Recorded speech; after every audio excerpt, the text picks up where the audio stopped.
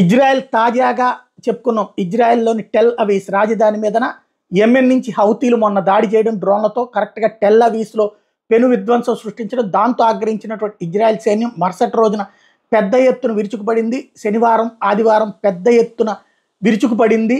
అదే సందర్భంలో యెమెన్లోని హౌతీ స్థావరాలు, హౌతీకి అత్యంత బలమైనటువంటి నౌకా స్థావరంతో పాటుగా హౌతీలకు సంబంధించినటువంటి కీలకమైనటువంటి అంశాల మీద దాడులకు దిగింది అన్నటువంటి చెప్పుకున్నాం. ఇప్పుడు ఇంకొక అడుగు ముందుకు పడింది. ఇజ్రాయెల్ సైన్యానికి ఇప్పుడు అమెరికా, బ్రిటన్ ఎయిర్ ఫోర్స్ కూడా జత కలిసింది. అందరూ కలిసి దాదాపుగా యెమెన్లోని హౌతీలకు సంబంధించినటువంటి కీలకమైనటువంటి ప్రదేశాల మీద 10 నిమిషాల సేపు ఎడతెరిపి లేని బాంబులు కురిపించారు. ఎస్పెషల్లీ హొదాయ్ సిటీ ఎయిర్ ఫోర్స్కి సంబంధించి ఇజ్రాయలీ ఎయిర్ ఫోర్స్ పెద్ద ఎత్తున బాంబు దాడులకు పాల్పడింది.